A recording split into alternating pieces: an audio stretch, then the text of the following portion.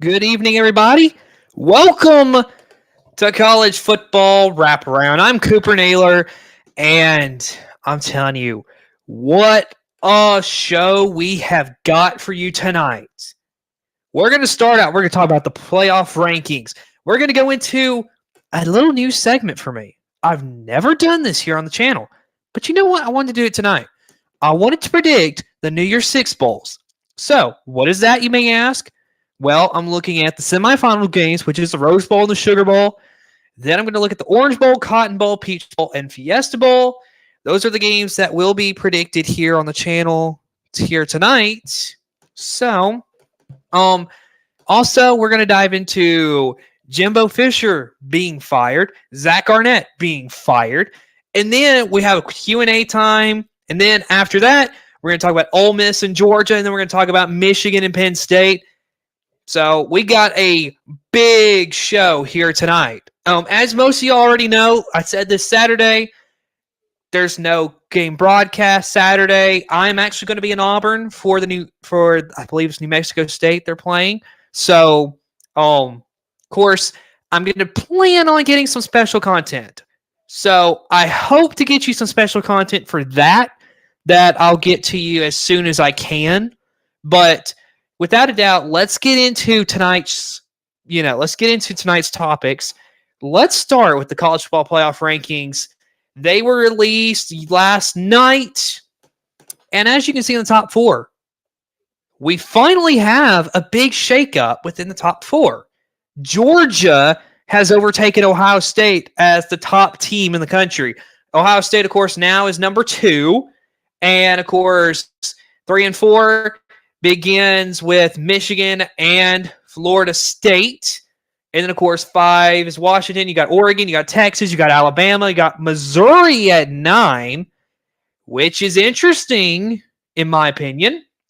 Louisville, Oregon State, Penn State, Ole Miss, Oklahoma, LSU, Iowa, Arizona, Tennessee, Notre Dame, North Carolina, Kansas State, Utah, Oklahoma State, Tulane, and Kansas. So, very interesting how everything has kind of started to come with the rankings. So here's the question I really have is that I was looking at Missouri at number 9. And I mean, it's incredible to see. They went from last year, I believe they were like 7-6, maybe 6-6, something like that. Not very good. This year they turn around. They are the number 9 team in college football this season. Incredible turnaround.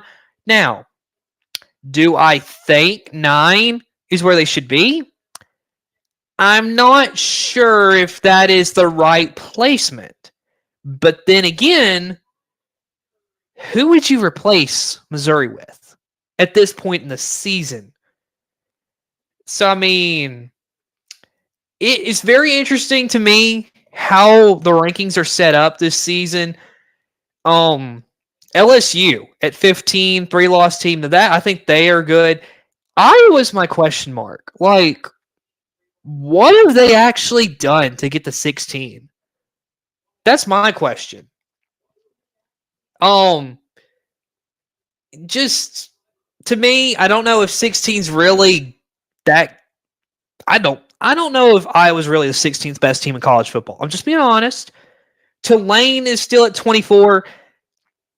Folks, why are we putting Tulane ahead of teams like James Madison or Liberty, who are undefeated at this moment in college football? I mean, let's be honest. Are we just discrediting James Madison because they can't play in a bowl game?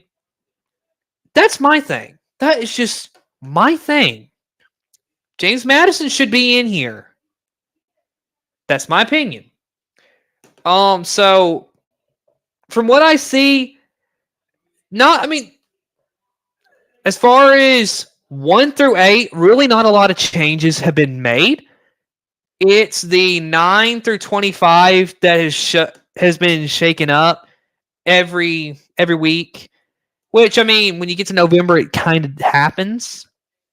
And I will say this because I was saying at the beginning about Missouri being 9. Who could I possibly? Well, Oregon State has a case, maybe. Because I think, okay, let's be honest. If Oregon State were to beat Washington, think about this, folks. It would be monumental because then what you could see happen, Oregon State could beat both Oregon and Washington. Oregon would be a 2-loss team. Oregon goes around and they could potentially, Oregon State would be in the Pac-12 championship at that point then because Oregon State would have the tiebreaker over Oregon. Oregon State beats Washington for a second time.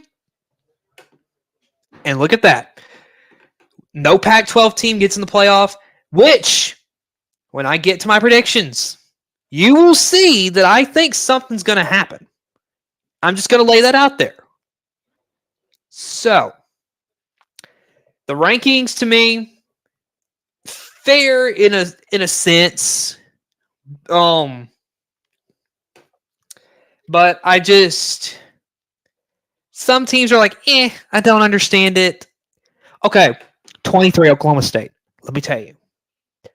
They, to me, watching the way they played against UCF, how are they still ranked, folks?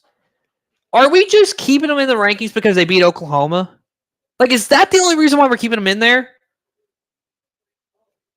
So, okay. If you want to comment below, folks, about why we're keeping Oklahoma State, if you think you know why, put it out there for me because I don't understand it. Oklahoma State is not a top 25 team. After the way they played against UCF, they're not. So, there you go. All right. So now we got done with the rankings. This is from the CFP. So my rankings have been discontinued for the year. So you don't have to worry about my rankings anymore. But now comes my newest segment. We're going to be doing this for the next few weeks. And so, here we go. I am predicting, right at this moment, the New Year's 6 predictions. These are the bowl games. This is how I believe it's going to happen. What we're going to start with is we are going to start by going with the college football playoff. Then we're going to move to the other 4 bowl games that are not the playoff. So, without a doubt, here is my playoff right now, as I believe it will happen. So here you go. In the Sugar Bowl, you'll have number 1 Ohio State against number 4 Georgia. Let me explain. Because the Rose Bowl tells you a lot about why I think Ohio State and Georgia will be playing in the Sugar Bowl. Because Florida State and Alabama, 2 and 3 in the Rose Bowl. So as you can see, what I am saying here is that Alabama will go to Atlanta and beat Georgia in the SEC championship game. Alabama gets the number 3 seed. Georgia gets number 4. Then Ohio State and Florida State are the 2 best teams left. The only 2 undefeated teams that are remaining. So Ohio State would be number 1. Florida State would be number 2. Now, you may be wondering, because I kind of mentioned this, what happens to Washington? What happens to Oregon? Well, I think whether or not Oregon were to win out or lose a game, I think if you look at that SEC championship game, if Alabama were to beat Georgia, I don't think it matters. Bama will jump Oregon and get into the playoff ahead of Georgia. Georgia will be number 4. Georgia right now is the best team in college football. If Bama were to beat them, Georgia's still going to get in because Georgia is that good.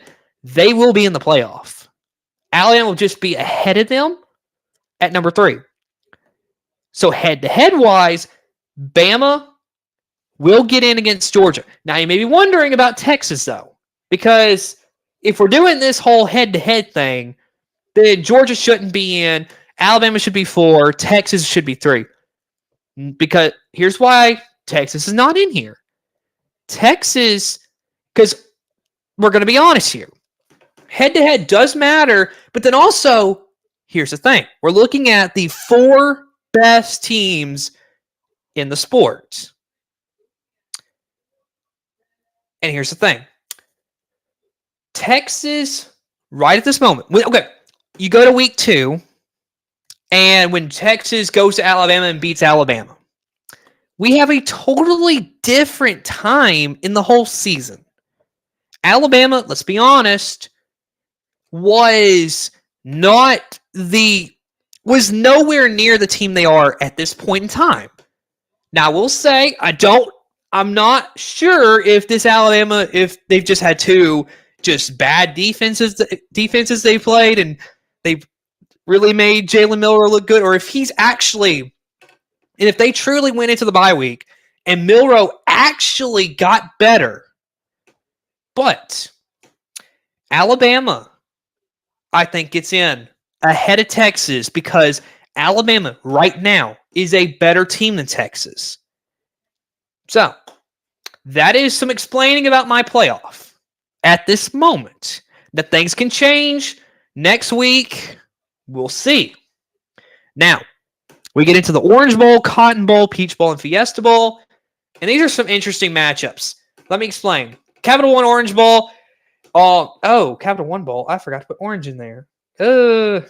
That's an issue. That's a typo by me. I apologize for that. Either way, I got Louisville and Michigan. Here's the thing. Because Michigan will only lose to Ohio State. That's going to knock them out of the Big Ten Championship. And whether we want to admit it or not, and here's the reality, because of the sign-stealing scandal and how the national media is viewing them, and let's be honest, ESPN owns the playoff committee, Michigan won't be in. They lose one game, they're out. So, Louisville and Michigan. Because if we're looking at this, you're going to look at, because Capital One Orange Bowl is like the only one left that's going to, well, at least for this year, that's going to have any kind of tie-ins to, conferences. Louisville, I think, is going to win the ACC. So, Louisville will get in. And then you have Michigan, who will have one loss. They're the best Big Ten team remaining. So you have Louisville, Michigan in the Capital One Orange Bowl, Oregon and Texas. This, outside of the playoff, I think is the best game that I think, honestly, people are going to, if players weren't going to sit out from, just sit out because they're ready for the NFL draft because it's meaningless, this would be a game that everybody would look at, okay, this is going to be good. You got Bo Nix against Quinn Ewers. If Quinn Ewers is healthy, that's an incredible game. But depending on how it goes, I think Oregon and Texas play for the Cotton Bowl. The Peach Bowl, of course, for one of these games, you have to have at least one group of 5 team, which I'm telling you, that's stupid. I understand. But, I got Missouri against Tulane. I think it'd be a very interesting Peach Bowl matchup. Missouri, though, I think will beat the rails off of Tulane. That's just my opinion. But we never know because, they beat USC last year in the Cotton Bowl, so we never know.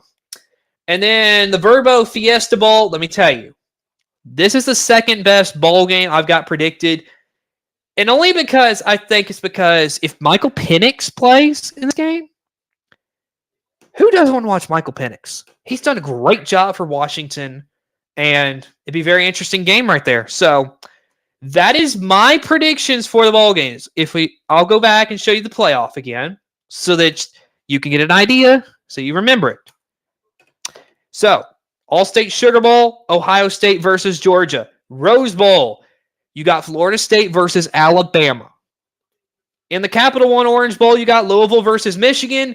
In the Goodyear Cotton Bowl, I've got Oregon versus Texas in the Chick-fil-A Peach Bowl. You've got Missouri versus Tulane.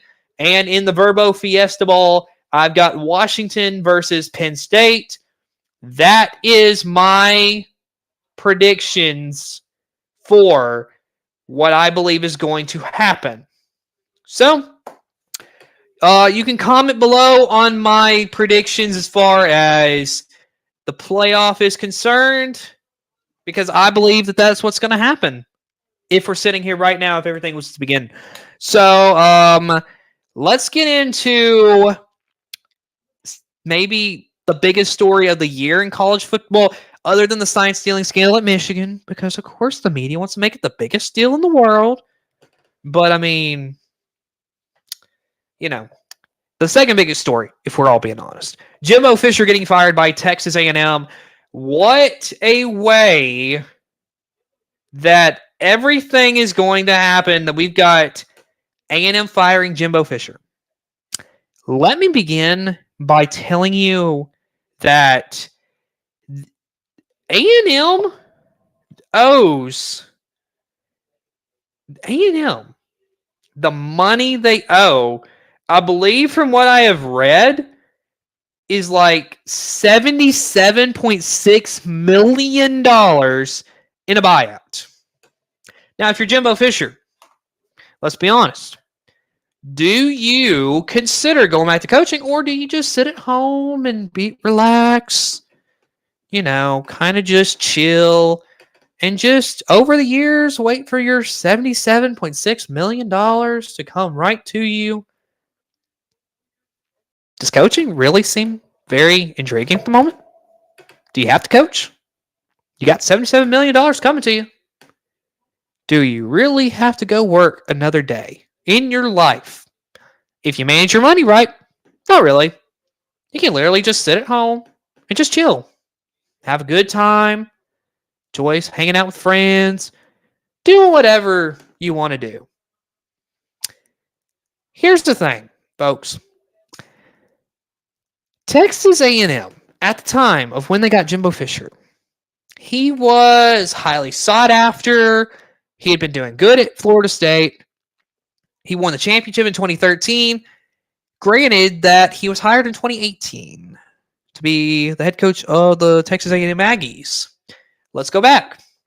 What happened as to why Jimbo Fisher would leave Florida State and go to Texas A&M? Because I think casual fans would say, okay,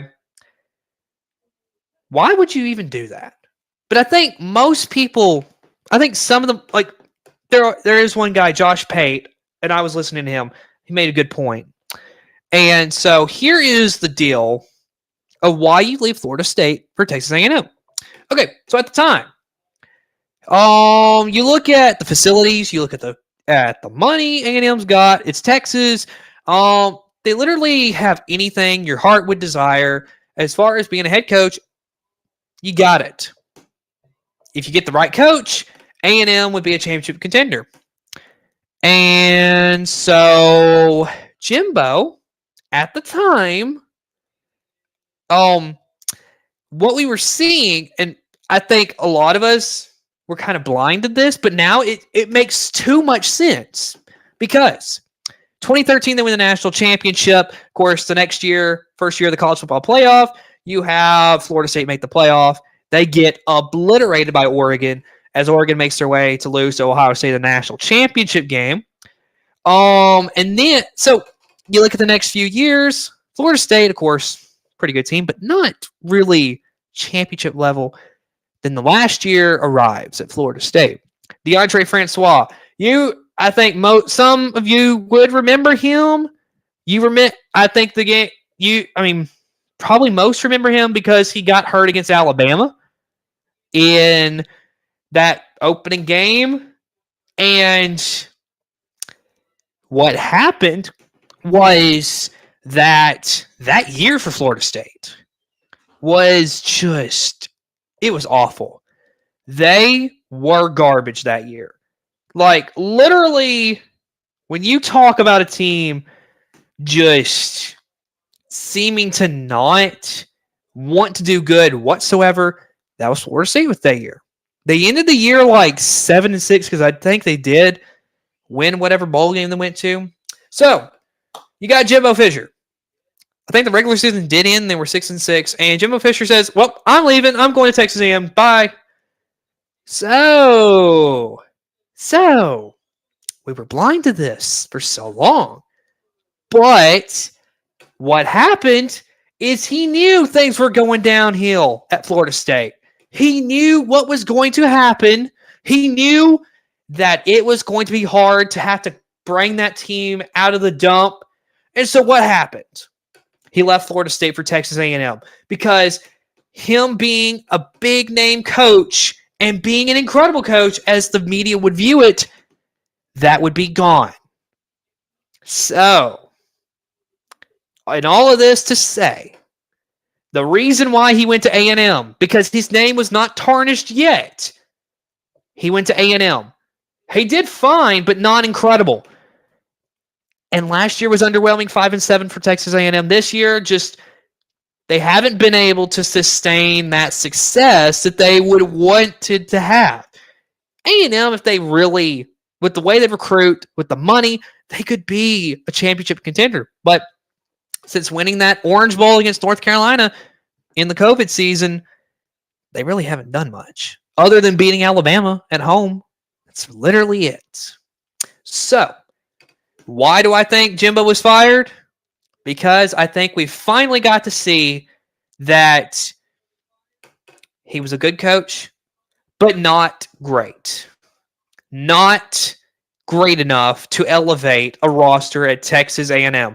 And really, the question that I want to leave you with as far as this Texas A&M talk and Jimbo Fisher. The big thing is, in 2013, go back to 2013, go back and look at that roster of Florida State. Was Jameis Winston and the rest of that roster at Florida State, were they the reason Florida State won the national championship? Or did Jimbo actually do a good job? Or was it just the roster? So, there you go. All right. Now, because I got that off my chest, because that is something that I've really been thinking over the last few days. I didn't even get into who could replace Jimbo because, I mean, really right now, I don't know who they're going to get, quite honestly. With how Texas A&M has done in the past, I don't know if they're going to be able to get someone incredible, but they could. They could. I mean, the money could lure somebody, but I don't know. It's more of a let's wait and see what happens kind of thing. So also, Zach Arnett from Mississippi State was fired. Here's the one that I scratched my head at. I'm like, okay, this one to me I don't understand this one because beginning with last year, he had to come in and coach the bowl game because, I mean, as most know, Mike Leach passed away before the bowl game. And so Zach Arnett elevated to interim head coach. Then, after the bowl game, they ended up hiring him. So, I don't understand the timing. The timing of firing him seems kind of dirty to me. Just because he didn't do much this season, why do you let the guy go? Now, I understand they have a chance. They have a chance to get somebody good. One of the rumors, in which I don't understand why, but Dan Mullen has been rumored to go back to Mississippi State. If you're Dan Mullen, why would you even entertain that? You have a successful career right at the moment, sitting at a desk on ESPN. Just stay at ESPN. Why go coach Mississippi State again? There's no point. But the thing is, to me, Mississippi State, I think, just did Zach Arnett dirty to me. Because why? It was his first season. Why are you letting the guy go? Like, I understand if he was not your guy. But, 1 year, and this is not the NFL. Which, I mean, let's be honest, the way that these moneymakers are trying to make college football into, they're turning it into the NFL. The sport that we all love is now, I mean, it's turning it into the pros. And I don't like it because now it takes the integrity of what was the greatest sport in human existence to now it's just being watered down by people who are wanting to make it into the pros. So that has ruined the college game. And I think that's what has affected Mississippi State here. You have moneymakers who see the opportunity that, hey, maybe there's a big name that's going to come open. We can get a big name to come back to Mississippi State, put us back on the map, possibly. But, you know, it's ridiculous. Zach Arnett, he deserved better from Mississippi State. And you know what? With Brady Hoke retiring, maybe he goes back to San Diego State and he turns that into a powerhouse in the Mountain West. I mean, if that happens, then Mississippi State, that would be the day that I'd be laughing at Mississippi State. So, now is your opportunity. If you have any questions, this is your chance. So, you can put your questions in the chat. I will answer them as soon as possible. It is Q&A time. We're bringing it back, of course. And then, of course, after that, we're going to talk about Ole Miss and Georgia. And then we're going to talk about Michigan and Penn State. And then that'll be our show for the night. Of course, we just have a jam-packed show tonight, which is really fun to see. Really fun to see everything going on. So we got a question, Derek Sanford. Will Sam Pittman get fired?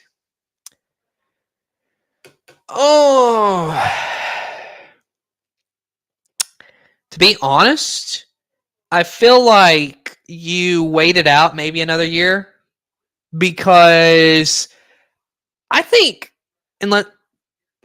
he brought them out of the dark days of Chad Morris. And let me tell you, Arkansas fans, you think Pittman's bad. You have forgot what Chad Morris did to your team. If you were 3-9 with Chad Morris as your head coach, that was incredible. Think about that. 3-9. Chad Morris was not good. So, Sam Pittman, I don't want him to get fired. I feel like the guy can turn this around. The team even has played competitively in mostly every game except they pretty much looked pretty bad against Auburn. And of all the teams they could look bad against, why would it be Auburn that they look bad against? I mean, you can answer that for me if you want to, but I don't know. Next question we have is, did you say Louisville win the ACC? Yes, I did. Who in the ACC is better than... Oh. Of course, I just caught myself. Thank you for catching that for me. Florida State will win the ACC, and Louisville will be the runner-up. Folks, this is where I need to take a moment and just remind myself that mistakes do happen. And tonight I've had a couple mistakes. Saying Louisville would win the ACC, definitely I just made a mistake. And then I had the typo. What a night. Yep. We all make mistakes, folks. Trust me. Don't worry. It's all part of life. Here's an interesting question. Will Auburn keep it close against Bama?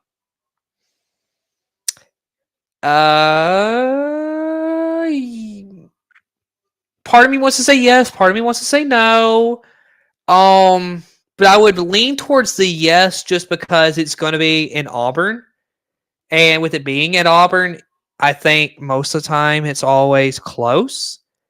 And although I don't believe Auburn has a chance to beat Alabama, there's always just that 0.1% that it could happen. So I think the game will be close, but I think Alabama ends up winning the game. Also, for keynote for you folks, that would be really interesting. That, as you all know, the SEC on CBS contract is ending this year. So the final regular season game that the SEC on CBS will ever have, Alabama-Auburn. What a fitting way to have the Iron Bowl as your final regular season game. And then you have Alabama and Georgia in Atlanta for the SEC title. So there you go. There you go. SEC on CBS going out with a bang. But if you have any more questions, you can put it in the chat. We have a couple more minutes. I'll take some more questions if that is anything you want to ask me. So, of course, a great night of football talk as we've had it. Also, you can comment below, but I believe in the MAC East, Miami of Ohio tonight, if they were to win, would clinch the MAC East. That's just a little nugget for you if they win the game. I'm not sure what the score is at the moment, but I can check. Here's a good question. Are you a Patriots fan? Okay. That's a good question because this flag, I did get it today. It is so Northwest Shoals is a community college in Muscle Shoals, Alabama. That is where I am planning to attend for college and do some IT stuff. So very interesting. Good question. You think Missouri gets a better bowl than Ole Miss? Yes, I do. Missouri's a better team. The way Ole Miss has played, I just don't think they would. I don't think they would get a better bowl than Missouri. Missouri's had a great season. I truly think that let me pause for a second.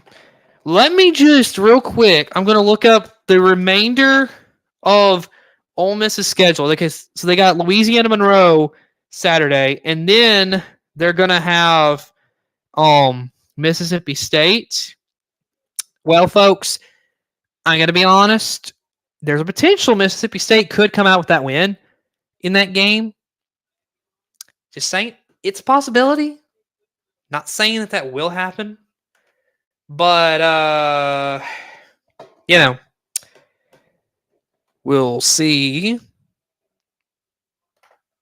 So, okay.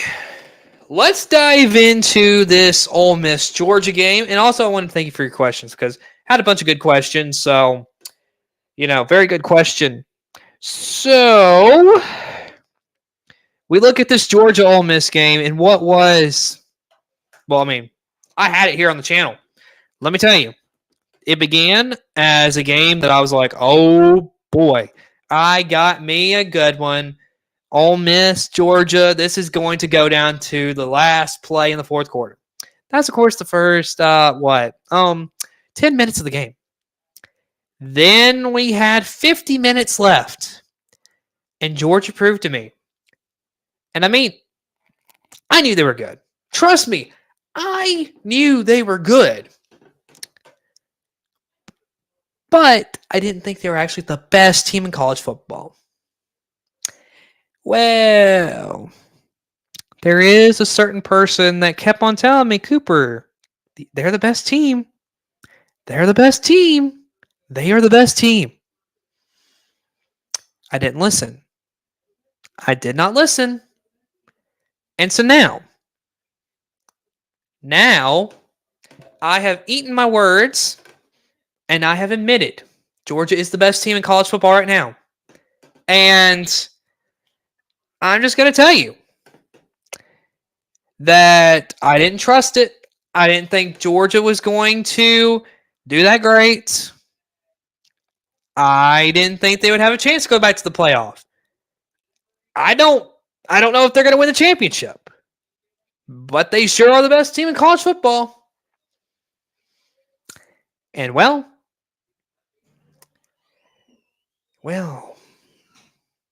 I eat my words today. Because Georgia, after being tied at 14, it went on to score. And this is kind of makes me just remember that I did not think they were that good. They outscored Ole Miss 38-3 the rest of the game. Yeah, I was wrong. Very, very wrong. And of course, I was wrong. So we look at the stats. Georgia had 25 first downs. Ole Miss had 18. Third down efficiency, Georgia 5 of 8. Ole Miss 6 of 15. Fourth down efficiency, Ole Miss 2 of 4. Georgia never had to go for it because, they had the game. Total yards. Oh, my goodness. Okay. When you talk about Ole Miss, just remember, here's another reason why Missouri's better than them. Ole Miss has not had a defense all season. How about this? Georgia put up 611 total yards. 311 with that was passing. 300 of that was rushing. And you look at the passing yards for Ole Miss. 773. Ole Miss had 352 yards themselves. So that was incredible to think about. 179 on the ground for Ole Miss, though. And let me just take you through the box score. Because this game was bad for Ole Miss. So Jackson Dart, decent game. But here's the thing. He did get knocked out of the game. I'm going to have to look up his status, but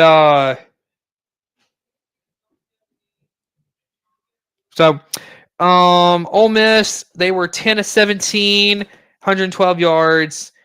No, with an interception, no touchdowns thrown for Jackson Dart. And then Quinshon Judkins, 22 carries, 75 yards, 2 touchdowns. It's kind of all for Ole Miss. And you look for Georgia. Man, what a game Carson Beck had. 18 of 25, 306 yards, 2 touchdowns, 1 interception. The Georgia run game, Kendall Milton. He carried the ball 9 times. 127 yards, 2 touchdowns. Dejon Edwards, 12 carries, 59 yards, 2 touchdowns. Roderick Robinson, 2 carries, 37 yards. Andrew Paul, 6 carries, 32 yards. Carson Beck, 4 carries, 30 yards. Ladd McConkey, 1 carry, 11 yards. Cash Jones, 1 carry, 4 yards. You look at the receiving game. Ladd McConkey, 4 receptions, 81 yards. Dominic Lovick, 4 for 77. Raw Thomas, 2 for 54. Brock Bowers, 3 for 31. Marcus Rosemy-Jacksaint, 1 for 22. Dejon Edwards, 2 for 17. So Georgia dominated Ole Miss in this game.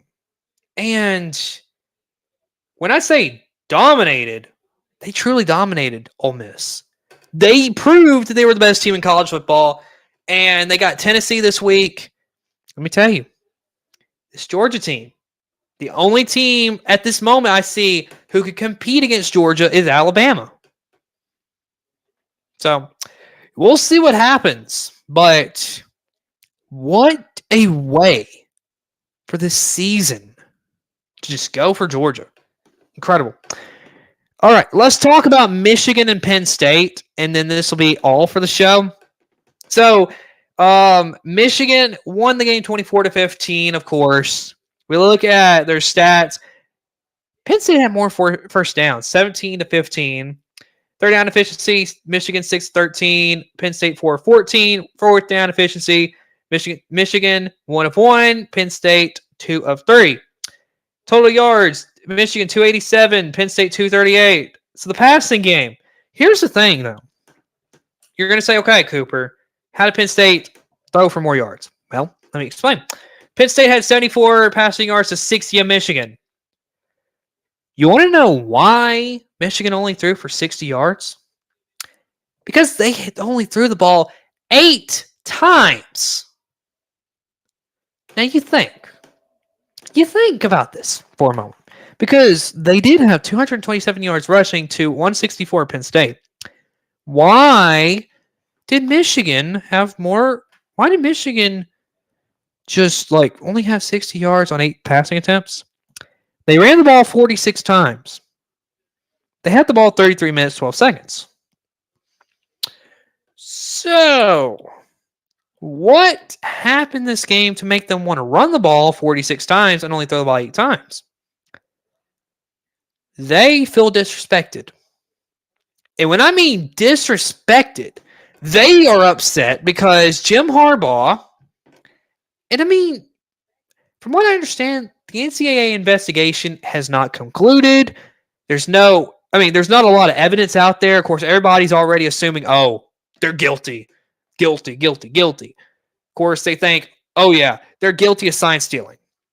So, what do we have here? So the Big Ten Commissioner Tony Petitti.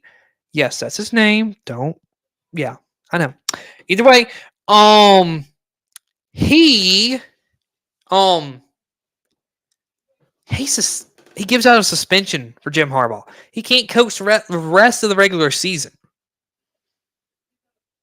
What is the big... Okay, here's the thing that the Michigan Wolverines are wanting to know, because they were trying to throw this out and be like, okay, this is ridiculous.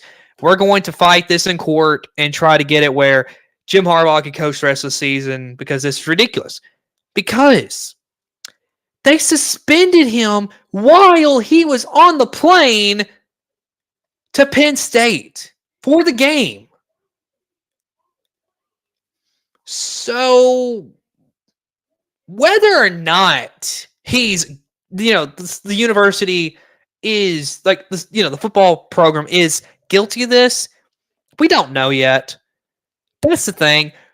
We don't really know, because the NCAA is doing their investigation, and to me, I don't know right at the moment. But the thing is, and I've said this for the last few weeks, everybody does this. But Michigan, from what I understand, is probably just taking this just a little bit more to the next level, and they just got caught. So, what do I think? Should the players be punished for this? Why are we punishing players? Yeah, I understand. Okay, coach got suspended. Players, in a way, if you think about it, are getting punished because they can't have their leader on the sidelines for the rest of the regular season. But then, on the other sense, do we suspend him next season? But then you got other players who are coming to Michigan who have nothing to do with this whole situation. Like, this is not a good situation in itself. And really, it hurts the players, because do we really want to hurt the players? I don't know. But I will say, they came out with a vengeance against Penn State. They won 24-15, ran the ball 46 times, and they made Penn State look terrible, like really bad. And it really makes you think, because I think I was the first one to really think about this, but what is the status of James Franklin? Because are they going to sit there and want to lose again and again and again to Michigan and Ohio State? When are they going to have enough? That's just my thing. But that is about all for tonight's show.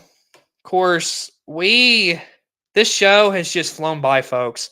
I mean, when you think about a show that was jam-packed, a lot of stuff to have to cover tonight, and it just seems like it just went by real quick, because, this is a lot of fun. It's a lot of fun to be here with you, just to talk some college football and really talk about stuff I really love to talk about. So I want to thank y'all for watching, and of course, this has been a great night. Of course, as I said, I'm going to plan on getting some kind of content down there in Auburn. So, of course, we will see what I get, and hopefully I can get something out to you, because I really hope to get something, because Alabama 4-H has given me the opportunity to actually go on the field and get a photo opportunity, which is going to be amazing to experience, folks. It will be pregame. So, but I will say this though, I'm getting a photo on an SEC football field. So, I mean, I can't complain. I really can't complain. But with that all being said, thanks for watching, and we will see you again later. Goodbye, everybody.